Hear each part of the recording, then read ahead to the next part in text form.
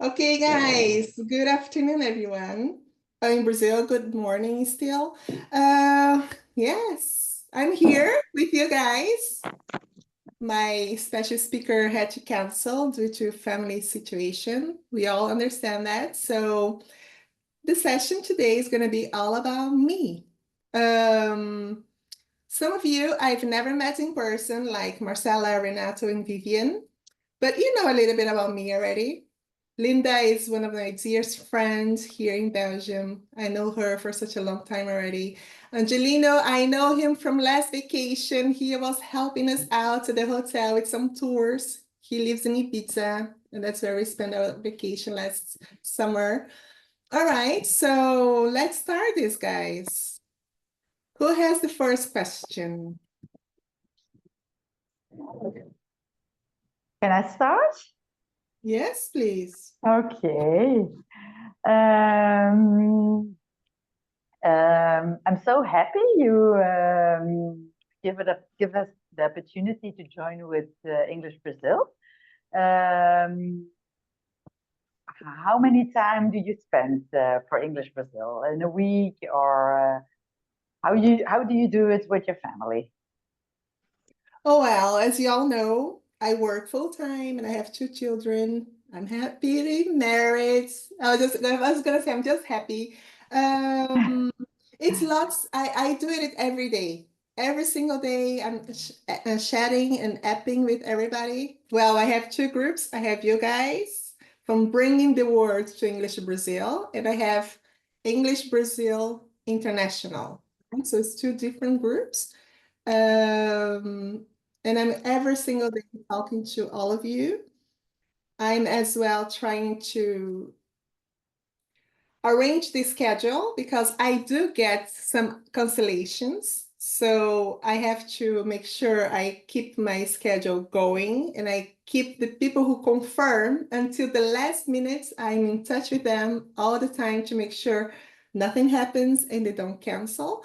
And I try to help the students out as well. So I try to match them with another teacher or try to help them out with English.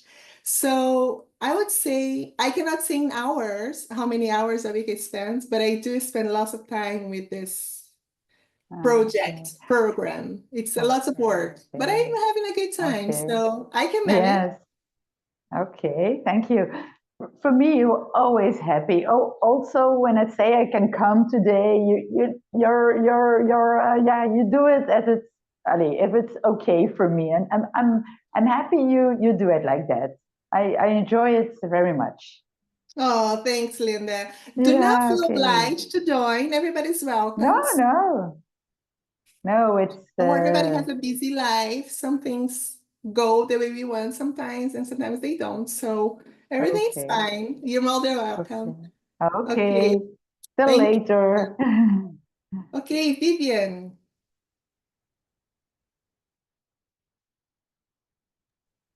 I would listen about um, your how you arrived in Belgium, a little bit about your story about arriving in Belgium, how many time, what the things that happening, something like that.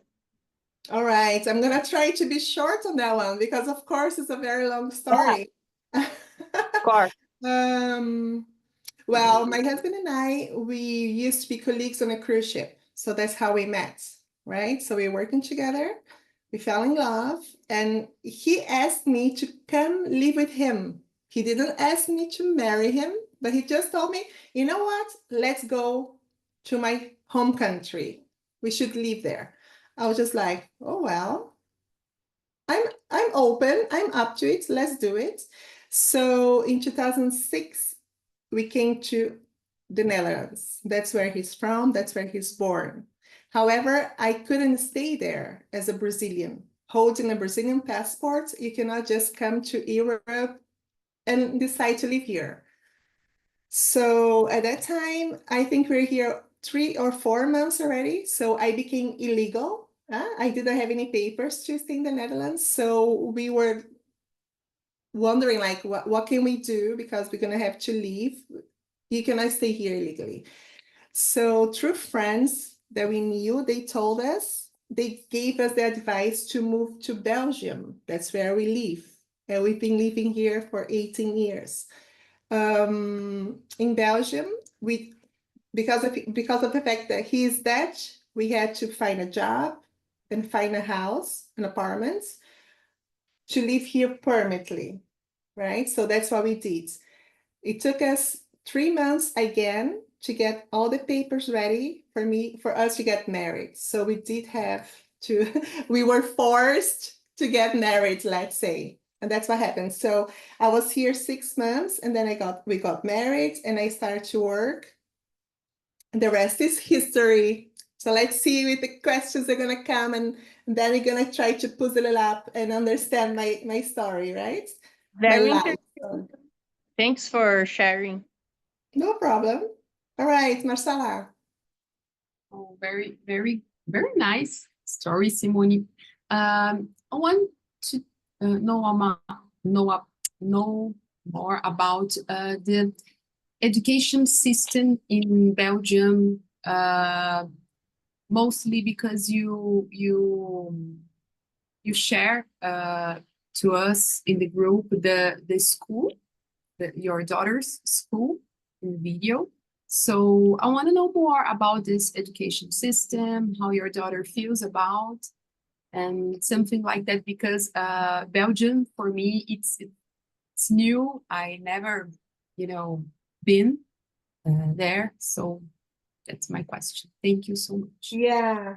Like Belgium, they have, it's kind of divided into parts. Let's say you have the north part where Linda and I, we live and we speak Flemish, Dutch, it's very similar. You can compare it to these two languages. You can compare to Brazilian and Portuguese, right? It's the same language, but it still sounds a little bit different. Here and there you have it in other words. And then we have the south part that is French speaking. You can also compare with French, a little bit different, but it's still pretty much the same. So we have the Flemish part in the north, and in the south, we have the French. We call it Wallonia.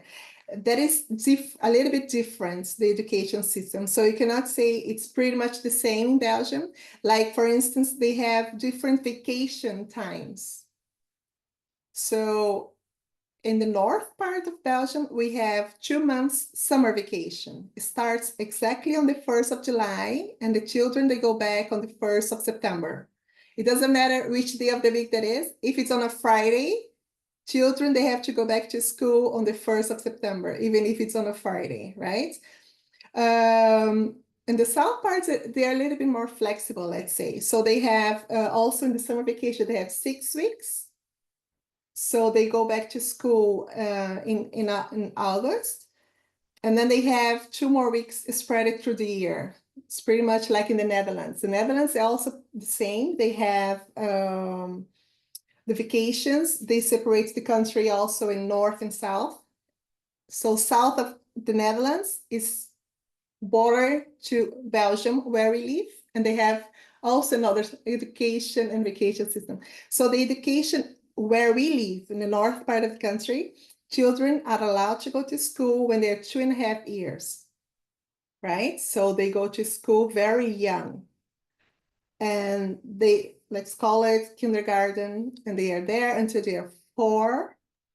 Simone, in the same school, like you can put your child like 2.5 years, and in the same yes, you can bring the children to school when they are 2.5 years, but of course they're just going to have a play day, right? So they're yes. not learning yet how to read or how to count. They have play days until they are 4, and then they slowly start with puzzles, with activities, and then when they are 6, they start for 6 years. So they are from 6 to 12 in the basic school, as I call it, right? And then, of course, this is at the moment, because I believe like when Linda went to school here in Belgium was different, right? Linda is 50. So when you went to school, you had like 6 years, and then now that's what I'm gonna say, it changed. Like my oldest daughter, she's 14. So she had 2 years that she had like 2 years that she went to elementary school, but she was not obliged to choose a study. So she just went to school for 2 years, and all the children who were the same age as her, between 12 to 14, they have like an open school years. So they go 2 years, they learn exactly the same. They have some extra hours, or you turn off the mic. I'm Okay, sorry, yeah. guys. I'm sorry. Simone. Okay. They have like the same subjects, the same. Yes. So here, children go to school full time. So they have like 27 hours that they have exactly the same subjects, and then they have 5 hours that they can choose something that they think it's interesting. Like my daughter, for instance, she chose for arts. Linda, her son, he chose for economics. If I'm not mistaken, some children they choose for electronics, sports, right? And then when they are 13, 14, after these 2 years, they have to be a little bit more serious. So it's a very young age that they choose already a career path, let's say. And then they go for 4 more years, they go through that. So when they're 18, they're ready to start to work or go further with their studies. And then they have also a difference between going to university or to a faculty, like we have in Brazil, faculdade or universidade. It's very different in the level, right? So, and they need different grades. They need, for some courses or some studies, they need some letters of recommendation. They have to really go like what my daughter had to do. She had like 2 days of fully exams. Otherwise, she wouldn't be allowed to join the school, and she was 13. So it's very young. Wow. Very young. Yeah, it's a lot of subjects, a lot of, Yes. yeah. And they Okay. put lots of pressure. And in Belgium, also what is very different from like some countries like the USA or maybe Brazil, they praise a lot of hard work studying. You have to know by the book, you have to really concentrate. Some other countries, they go like you have to practice. You have to go to the office, or you have to go to the school if you want to become a teacher. You go practical things. In Belgium, Yeah. they are still very strict and by the book, let's say. That makes Okay. Belgium is still like, I don't know if you can correct me, Linda, but they're still a little bit very strict and old-fashioned. Yeah, Conservative, I don't know. Yes, right? It's very a lot with books and very, yeah. It's for Belgium, it's difficult to change the way we study here. Yes, they want to, but for the teachers, it looks very difficult to change. Yes. Yeah. Very good, Simone. You got so clear. Thank you so much. Very, very good to know. My son, I have a 5-year-old son, and he studies in a school that allows him to practice some skills like technical, like behavioral skills, and some math or Portuguese, skills. But mostly they teach by projects. Like he's always doing something with the knowledge that he's getting, right? Like Oh, how can I explain this? But yesterday she came to me and show a family draw, and he explains to me and my husband like, oh, mom, this color is dead, the number is dead. We are a family of three people, three people, people, yeah. Yes. 3 people? And he you know, he's so aware of what is he's learning, but through a project, like the family project. So it's very interesting, this kind of pedagogic way, the pedagogic, how can I say, methodology, education methodology, Yes. right? But Exactly. thank think you so All right. Thanks. Okay, Vivian, you have another question or? Yeah, sorry, I answered in the middle of you.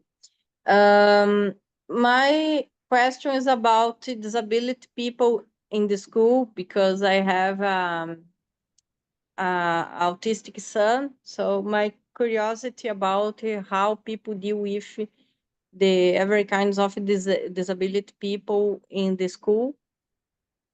And I think I can make other questions after, just for focus. Yes. For what I know, I'm not expert or anything. I don't have children with disabilities, but I do have some friends and people that I know here in the neighborhood, for instance. I Yes, know yes. that we have schools, especially for this kind of children, right? Not only with autism or some mental disability as well as physical. There are not that many children in general, let's say. So they have this school where they come together. So all children with different kind of disabilities, they go together. They pick the children up at home, and the children spend the whole day at school. For children with lightly disability, they try to keep them in the regular school system. There are plenty of children who have some kind of disability, but it's still they try to fit them in society. I think that's very, very important as well. And I think they try to do it right. It's not because you lack some skills or you're not 100% like the rest that you already have to put it, to be put in a box and you just leave it on the side. They really try. But of course, there's some levels. Come again? Do they give support inside the regular school? And there are also some others that they get full support from the government, so they don't work and they get a salary, let's say, so they can take care of their children. I think when it comes to that, Belgium is definitely in another level. They really try to do whatever they can to help the families, right? But Good. still, I believe there's not that many. I would say 10% of the population, so that's also the reason why they can do it. The rest, the children they do lack something, but they try to put them in the regular school. You know what I mean? Even if it's very difficult for them to concentrate or it's very difficult for them to follow, they do try to keep them part of society, which is good. Nice. Okay. Okay, And thank you. when it comes to like handicapped, they have parkings, like people, they have access, easy access. Most of the concerts, supermarkets, open public things, the buses, the train, they have all access for people with a wheelchair, for instance. So it's very well accommodated. My curious is about this because I wish one day I could live Brazil, but the condition of my kid make me insecure about it. But sometimes I think I would explore other worlds. I think you should not be so scared about it because nowadays there's so many people in the same situation as you or even worse, and they do find a way to have a good life and to bring something back to society anyways. All of us, we are different. So this is not something that you should be so concerned about. Even if you Good. don't choose to come to Europe, anywhere else, you see that there's so many women just like you, or lots of children struggling like your son is, but they are understood. People is getting more aware of how different we are and how special we can be. So I don't think you should be so concerned about that.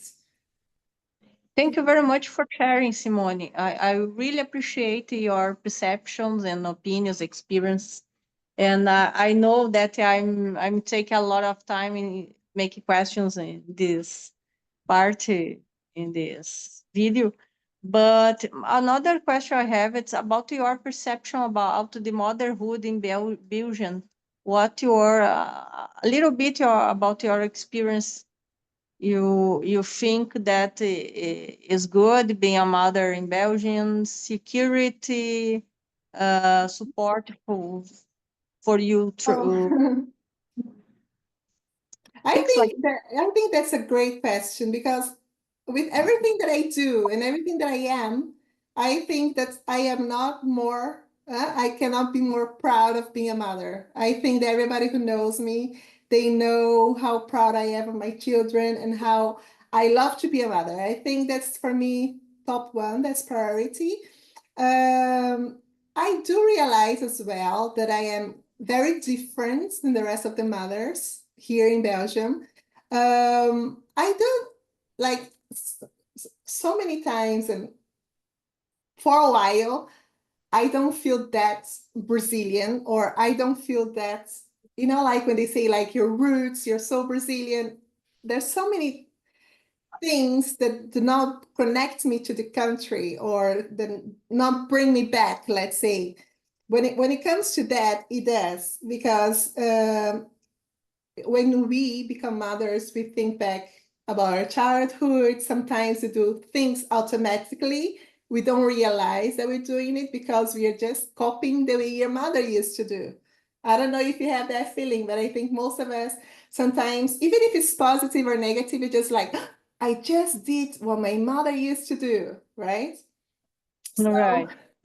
So on that way, I'm very Brazilian when it comes to being a mother. Here in Belgium, as I said, many children, they can go to school when they are 2.5 years old, which means that the government supports mothers who work full-time. So most of mothers that I know, they do work full-time. Working full-time, being there for your job, for your bosses, and for your colleagues means that you have less time with your children, right? So when it comes to like what you're doing with your son, I don't think that they do that much here in Belgium, to be honest.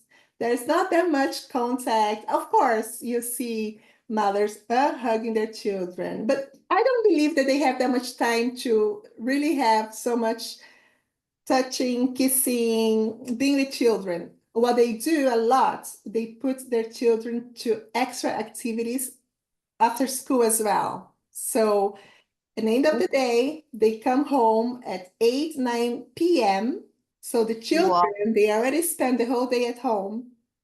I'm not saying that my children don't do that. They do that as well, right? So we leave home 8 o'clock in the morning.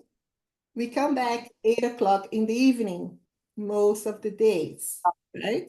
So it's a long, long day for women, mothers working the whole day and like being a private taxi with their children to bring them to us activities.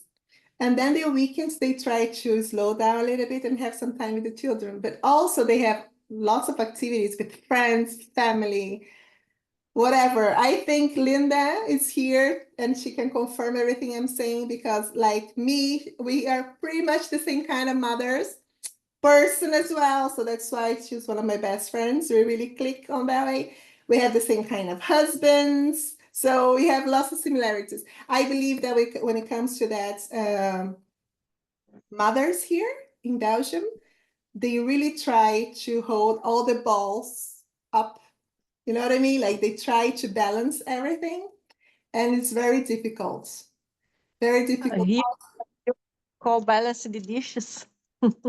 Yes, we have to throw the balls and try to juggle up, So we have home, we have our houses, we have our children, we have our jobs, we have our families. So there's many things that we try to balance, and it's not an easy task. On that behalf, I believe that in Brazil, you have a better support system, I believe. And the men and women share the households, accepting. I mean, we try to make deals with our husbands. We try to do it 50-50. It's also not easy. I'm not complaining about my husband whatsoever. I'm just saying in general, it's still something that men have a lot to improve. Osman is here. He lives in the Netherlands, and he knows what I'm talking about because he always also tried to do his best with his wife, but it's not an easy thing. He comes from Arabic. Osman, can you please confirm that with the Dutch ladies? I mean, I know your wife is Polish, but you know a little bit about the Netherlands. Yes, everything I do looks wrong for her and dangerous. And I don't look capable of doing nothing. So, But yeah, she does everything, right? yeah, it is extreme a bit, but yeah, it is a tendency for women to be In charge. positive for the child. Yeah, it is her job and her honor. So I'm not taking her place. So about having my daughter a week by me, a week, it's not a deal for her to divide the time. No, she has wants to to be be by her all full-time. the time. Yeah. Mhm. So yeah, it's difficult to convince her otherwise. Thanks for sharing, Osman. All right, let's move on. Tati, you have some questions? Welcome. And you're awake. You look awake. So I don't know how you did it so fast. Good morning. Yes, I can. I can wake up very fast a lot of times Wow. because usually I already wake up almost at the time that I have to do something. I'm like that since I'm a little kid. But anyways, hello. How's everybody doing? Well, my question for you, it's a little bit different than what is being happening. Sorry that I'm gonna change the subject a little bit. All right. It's an open room, right? We can talk about anything. What I would like to know is how it is to live in Belgium and be part of the LGBT community. How is the accepting there? And it is legal to get married, and it does Belgium has a parade to celebrate the LGBTQ community. Wow, I wasn't expect that one, but it's a great question. To be honest with you, I'm not sure if they have a day for parades like they have in Amsterdam. I'm not sure if they have it either in Brussels or in Antwerp, something like that, once a year. What I know is that they have, yeah, here's legal to get married and to have a secure life, let's say. From my experience, right, because I'm bisexual and I have a husband, sometimes people don't know. So I can hear they making fun of gays or lesbians, but it's very smoothly. I mean, it's just a little bit for the fun. There's not that painful. I believe that they came to a place already that everybody is accepted and everybody have the same rights. It's difficult for some families to accept their children, like when they come out, and I believe it's still, especially in Belgium, they are a little bit more conservative than in the Netherlands, right? So I still believe that they have some difficulties talking to friends, especially in the coming out part of their lives. But then when they go after that period, they go more calm, let's say, they can enjoy their relationship and that they can get married, they have children, men or women, they have children. Yeah, they can adopt, or they can have inseminations, or they can have a donor. I don't believe that part, I don't believe that is that difficult. What I think that is in Belgium, from what I have experienced, is not that many groups or activities, right, for LGBT plus Q plus. What I also have noticed is that they're not ashamed of who they are. They can be open and they can just go to places. However, I believe, like, for instance, because I believe that's what I believe. Here in Belgium, the families are quite close to one another. So let's say if a family with 2 children, right, 2 girls, let's say, one of the girls is lesbian and the other one is straight, so she has a husband. The other one has a wife. They would have no problem to come together, right? The 2 sisters, and they have like 3 more friends. So they have a group. So this girl, the sister who is a lesbian, she would fit perfectly with the other 4. And then they would come with the husbands, with the wife, you know what I mean? So what I believe that is very different than Brazil and the America, what I have lived, what I have experienced, that is in there, they form their own families, let's say. If you're a lesbian or if you're gay or bisexual, whatever, you have your little family because you're all together, right? But here they mix with the society. So this lesbian couple with children or just a couple, they're hanging out with all the straight couples, or you know what I mean? So they have lots of that. I have experienced a group of friends, teenagers to adulthood, let's say. They knew each other for 15 years. And it was a group with 8, right? One guy was gay, the other girl was lesbian, let's say, and the other 6 were straight. So they still come together, no problem. The partners are welcomed. And that's what I say. It's not that because the gay guy would feel sad or put on the side that he would hang out with the lesbian girl. It's not what I mean? So they come together, they accept it. So you don't see that much of separation. Oh, those are the gays there, and here is the straight people. No, they're really into the group, like in society, they make no problem. Did I answer your question? All right.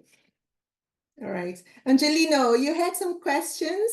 I do want to talk to you because you've been participating in so many sessions and you end up asking questions. So now it's your turn, and I'm gladly here to answer you. Thank you, Simone, by the way. Yes.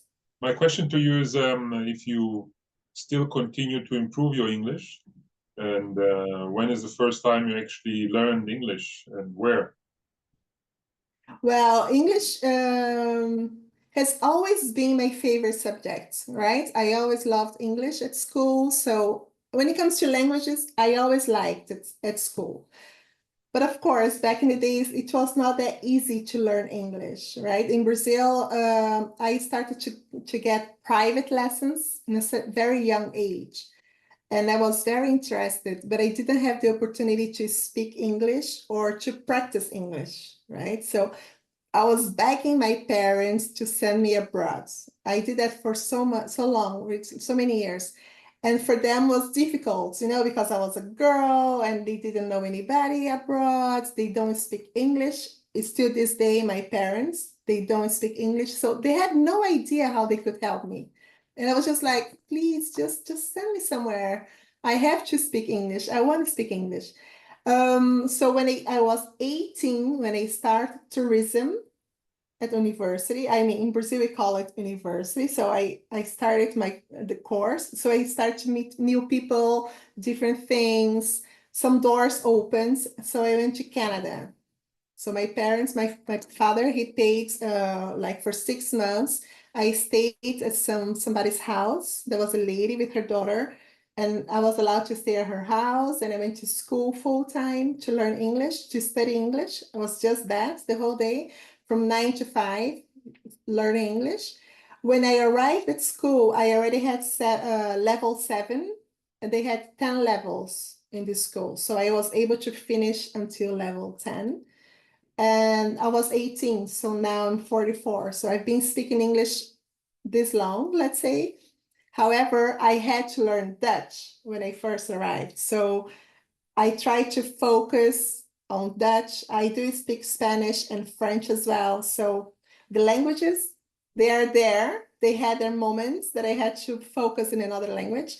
But now it's been 6 months that I'm with English Brazil for 2 reasons. One is to speak English with you guys, and the second is because I was really bored at work, and it's something had to happen.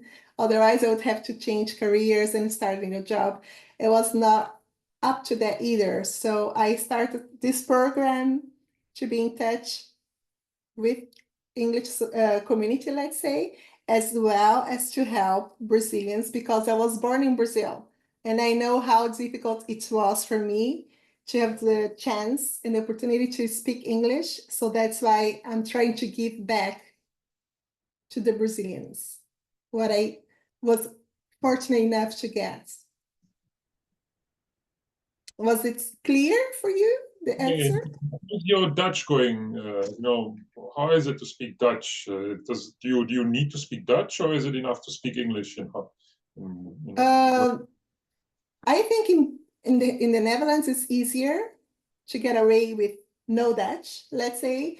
In Belgium it's more difficult if you don't speak the language, especially in the sector, in the career that I am. I met Linda 10 years ago, more or less, at work. At the beginning, I struggled for sure, not only with the customers, but with the colleagues as well to speak Dutch. Linda helped me a lot.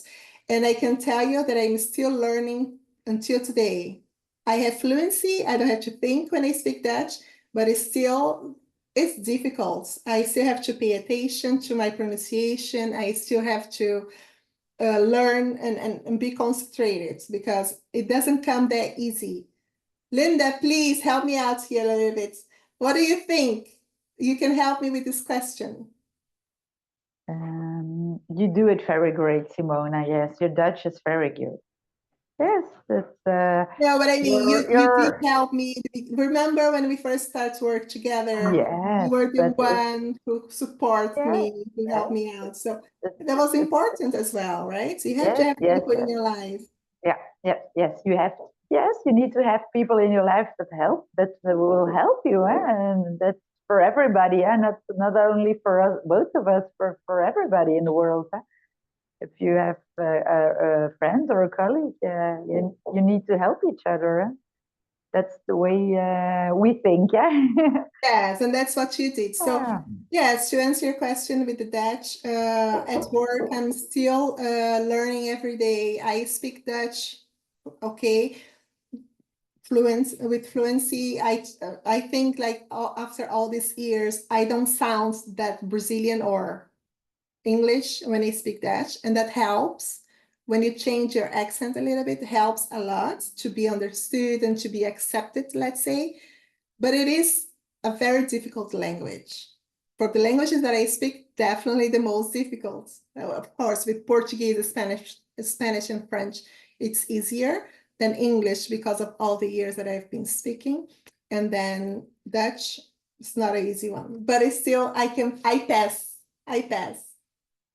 Here and there else Belgium. They say, oh, you're not born here. Oh, I didn't tell. Sometimes I get that. Sometimes I say, this little accent, are you Latin? Or some people, they say, are you Brazilian? I say, yes, I am. Oh, yes, I was in Brazil, and I can tell that you speak a little bit singing, like Brazilians, we speak, when you speak Portuguese, it sounds like you're singing. And I still have that when I speak all the languages that I speak. So, all right, Tati, you have another question, but you have no camera on, so it's difficult. All right. Oh, she's eating. Let's go back to you. Renato, you have a question? Oh, the mic. Okay.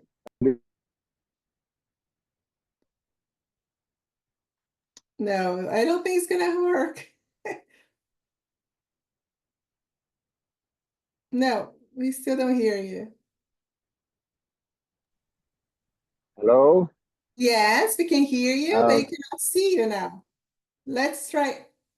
No, just turn off the camera. Let's try to hear you. Yeah. I just have to talk because I think that when you talk through smartphone, you have this kind of limitation. But okay, Simone, I consider you a friend because you are in touch for 6 months now since you start participating in Brazil, and I think that I'm proud of of our relationship. I think that you are doing a good job, as I already told you. Okay, so I think that my question is something that is implicit in your answer about language. Okay, do you think that you have more influence from Dutch or from French language? If I can say. What's your opinion about that? When I talk, or No, yeah, I think that in terms of Belgian culture, sorry, I think that the influence of Netherlands is bigger than French influence. yes, that's for sure. As I was trying to explain, so Belgium is divided in two regions, the north and south part. The south part, to be honest, we don't have that much contact with. Like people, Linda can confirm that when we live in the north part, we speak Flemish and we have our own life with our own TV shows, music. Everything here is on our own. It's very separated from the south, the French part. Yep. The reason why I speak French is because I lived a little bit in France, Bordeaux, for 6 months. So that's how I learned French. And ever since I came to Belgium, I started to work in offices and I was able to keep the language and speak French at work, right? But there are many people that I know here in this region, Flemish region, they don't speak French at all, right? Their level in French, even if they learned at school, is very low. And the same is for the French speakers, they mostly don't speak Dutch, Flemish. So it's a country that is really separated. So there's no influences whatsoever. So to answer your question, Yeah. And another, I'm more sorry. Dutch than French, that's for sure. I think in Dutch, right? So, but when I speak Portuguese with my family or with friends, whatever, or when I speak English, I'm not translating. I speak, you know what I mean? I speak English and I speak the other languages, no translation, but in my mind, it's Dutch, the predominant language. It's not Portuguese, it's not English, okay? Okay, great. And another question I have to do to make it, it's where are you from, Brazil? Where did you live here before going to? I was born and raised in São Paulo, yes. Okay, you are a Paulistana, so. I am Paulistana, yes. Okay, great. Okay, nice to see you this weekend. See you, bye-bye. Thank you, Renato. Thanks for being here. All right. Any more questions? I can talk now. If I can. So I recently learned that you are a wine lover. So I would like to know what is your favorite wine, and usually what kind of wine it's the most popular that people drink in Belgium, if you know Wow. that. I wouldn't dare to say that Belgians drink this, or that. I'm just gonna talk about me because I also know that Linda, she likes beer and I don't like beer. So I don't know if Linda knows a lot about wine to say that Belgians drink that or that. But for me, I'm not a heavy drinker, let's say. I drink once a week tops, and it's mostly in the weekends or Saturday or Friday evening when I go out with the friends, or at home when I go out with my husband. And I prefer red wine. So Spanish, Italian, Chilean wines, they're good.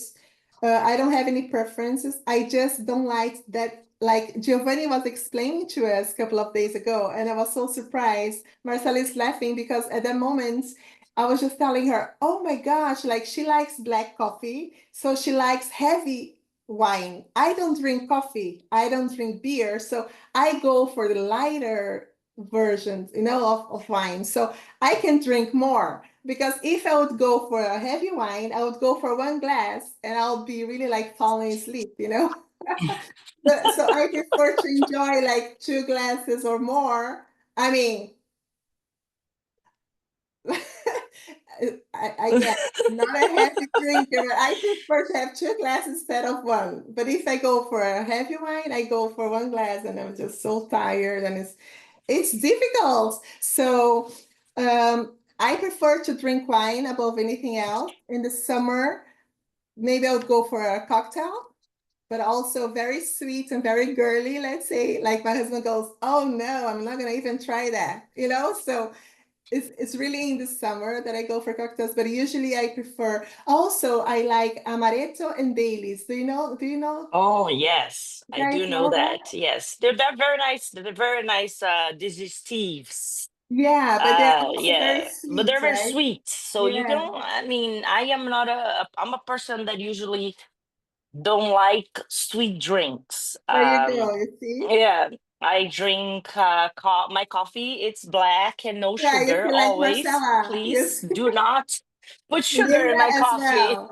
Linda loves her coffee, so she'd go for heavier drinks. I mean, Yeah. Linda, So, last week, I mean, it was Wednesday, we had a sommelier here with us, and he oh, was wow. explaining to us, when you like black coffee, heavy coffee, you go for heavy wine, I So didn't there's some, I didn't know. Bordeaux or Cabernet you or didn't know that. yes, those are the wines that are they have more body. I Yes, believe you drink more of you more a Pinot Noir girl, right? yeah, something lighter, Or yeah, or Merlot. Burgundy or some Merlot. Hello, Yes. yeah, there you go. I go for, So that's what I do. So I go for 2 glasses instead of one. But That's but that doesn't matter. You know that, right? Like that really the heavier wine, a lot of times they're heavier in yes, terms of like taste, not as much as like alcohol content. So yeah, in the end of the day, it's the same. The alcohol is there, it's just the taste. there you go. I never expected this session to be about alcohol, but it's not. No, it's When you have not. to It's just a expose matter of yourself, like finding out there you go. We're gonna about talk about you. that. Thank you. Thanks for sharing. No problem, no problem. Rayo, are you there? Because let me see. She was Yes, I am. Is your daughter still there with you? Because I would love to answer one of your questions, and Osman as well, before we finish this. Do you have a question? No, I don't think I do. I don't think I do have a question. No. Wow, so you know a lot about me already. Yes, I do. I did a lot about you. Okay. Oh, where is Osman? Oh, there he is. Are you curious about something? You'd like to ask a question, maybe? I mean, I cannot hear you because of the audio. Can you put your mic back on? Oh yeah, I'm curious about your kids. How did you motivate them? Which languages to learn? Did you teach them Portuguese or Oh, let yes, them that's a very good question, something? Osman. Actually, Mhm. it's something that it still pains me you know, my children, they are not bilingual. They don't speak Portuguese. Mm, I really no. tried, but at the same time, it was very difficult for me as well, because when I was, you know, like Vivian asked me about my life story, let's say, we don't have time to talk about that much because, you know, this long story. But anyways, when I was 18, I left Brazil, right? So I really immersed into English, right? So I was born and raised in São Paulo until I was 18, was Portuguese and English, but I was not raised bilingual, it was just Portuguese, learning English privately, right? Then after that, I went to Canada, I went to America. I have other sessions that you guys could know also more about that, let's say.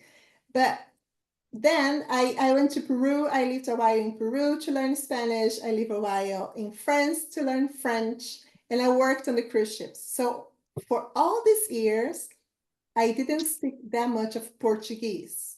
So when my first daughter was born, I was living in Belgium already for 4 years, right?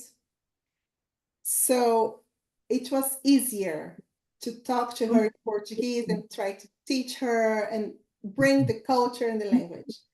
She was also very open to that. When I had the second child, they did for 3 years. They have 3 years difference, which means that I was living here already for 7 years and I was working full time. My youngest daughter, she didn't show any interest in the language, and it was very difficult. The oldest one was already going to school in Dutch, so she was getting very strong in the Dutch language. And she didn't want to talk to me in Portuguese anymore. So my husband is Dutch. We don't speak Portuguese here. My mind was not in Portuguese already for 10 years. So it was very difficult. And that's the reason why they just speak Dutch. They're learning English and French at the moment. And I hope that they will speak more than one language when they are older. But at the moment, they're just Dutch, one language. So it's sad, but that's the reality, right? Dominant. Yes, It's a strong language. It takes lifetime to learn. So is your daughter the same? She just speaks one language. now she's doing Dutch more. Now I'm learning Dutch from her. She's speaking better Dutch than me. But yeah, she's picking up. If I talk to her Arabic, she's picking up and she's Really? smart. You see, each child is different, right? So your child, she speaks Polish as well? Yeah, some words Polish. She mixing. It's all one language for her. Yes, the mother of his child is Polish, right? So Yeah, lots of languages yeah. there. Possibly she'll speak more Polish, but now she's in care home and it's more Dutch, and I'm happy she's learning more Dutch. Yes. It's a So the predominantly communication. language. It's difficult, right? To give another language. But some people manage, some parents, they have children that they speak 2 languages from birth. They're really bilingual. Some of them, they even manage to teach 3 languages. But that's Like not my Victoria, like my daughter, she speaks Portuguese and English together. Really? When I speak Portuguese to her, she understood. When I speak English to her, she understood too. Yes, because she's little still. So you do have to do that. At home, you speak English, and then at school, she speaks Portuguese. Exactly, Perfect. exactly. Gonna be bilingual. That's good. That's good. Very good. All right. I think you guys have all the questions answered. Any more questions, guys? Because it's already 4 o'clock for me. So Do you speak English with your relatives and parents? Yeah, yes. my parents? Yeah. Do you speak often Portuguese with them or Yes. English? Nobody's, as I said, my parents, they don't speak English whatsoever. They don't speak any other languages. My brothers and sister either. So I'm the only one in the family who speaks other languages. So the communications are in Portuguese, always Portuguese. Okay. But I do believe that is the conversations that we have is very limited when it comes to vocabulary because we talk pretty much about the same all the time. Mm-hmm. So I still speak Portuguese, of course. That's my mother tongue, and I have the Paulistana accent for sure. When I speak Portuguese, I sound Paulistana. I still here and there. Yes, Maybe, you do. yeah, you see. So I am still Brazilian. I still Paulistana. I speak Portuguese, but not that often. I mean, with my family, right? I speak Portuguese. It's not on a daily basis. No. When I really concentrate, it comes naturally, but sometimes I struggle with some words. But it's not that I'm not fluent, right? It's just sometimes here and there, just like, oh, how can I say that? Oh, yeah, then it comes. But that's, yes. With you guys, I speak English because of you. I want to help you. So I have to communicate in English with you. But I could speak Portuguese, no problem. All right. Okay, guys. I'm sorry. Today was supposed to be Fidel here. I hope he's going to be able to sign up again sometime in March because the schedule is full until then. But I'm glad you still made it and you're here. We could have a little chat. You could get to know me a little bit better. I hope that for Linda as well. I thought she knew everything about me, but there's some stuff that we talked about here that she didn't know, hopefully. So it was fun for her as well. Okay, guys, the schedule for December's schedule. So the schedule is out. So you can let me know when you can join us or when you're interested. Some countries are more interested than others, but everybody's unique on their own way. So every single session is lots of fun. And I hope to see you here next time. Okay? You all Bye. have a great weekend. Thank you so Bye-bye. much. Thank you, Simone. It was Simone. amazing. Bye bye, guys. Bye bye. Bye, guys. Bye, guys. Mhm.